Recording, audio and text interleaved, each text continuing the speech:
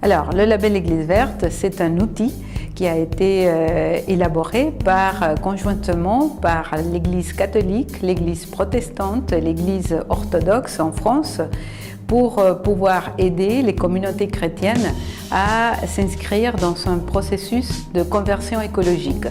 Pour les catholiques en particulier, c'est une réponse à l'appel que le pape François a adressé aux communautés chrétiennes dans l'encyclique Laudato Si. Donc le label, en fait, c'est un moyen très concret de pouvoir donner des idées aux communautés qui veulent commencer à faire des petits pas, de donner des idées de qu'est-ce qu'on peut faire quand on veut rentrer un petit peu dans ce chemin de conversion écologique.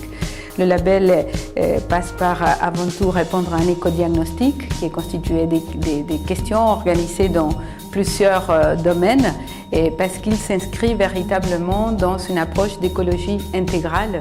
Donc ce n'est pas uniquement la question de la gestion des ressources naturelles, mais c'est l'ensemble de la vie d'une communauté paroissiale qui est concernée par la conversion écologique. Donc ça touche autant les questions de célébration de catéchèse que de gestion du bâtiment, des terrains, des modes de vie et de solidarité. Donc c'est l'ensemble de la vie qui est interrogé un petit peu par rapport à la conversion écologique.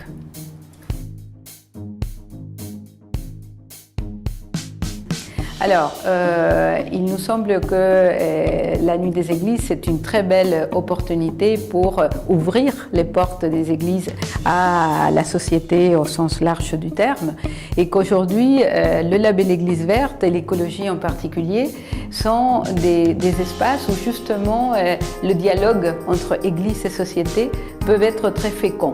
Et donc, en tout cas aujourd'hui, sur la question écologique, c'est clair qu'on ne peut pas travailler toute seule, ni de côté de l'Église, ni de côté de la société civile.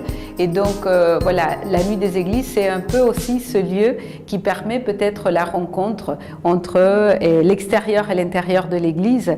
Et donc, il nous semble que le label Église verte peut s'inscrire complètement dans cette même démarche de rencontre et de dialogue avec la société.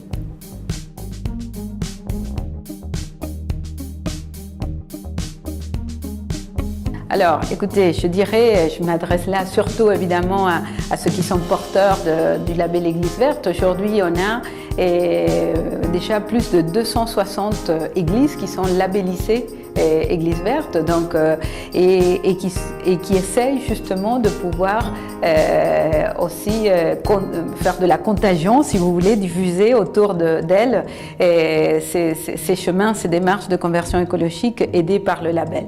Donc, ce que je dirais, c'est profiter de cette semaine en juillet où justement, autour de la Nuit des Églises, pour pouvoir parler du label, pour pouvoir témoigner de ce qui se vit à travers le label en termes de redynamisation des communautés autour de la question écologique, mais également de nouveaux lieux de dialogue entre Église et société.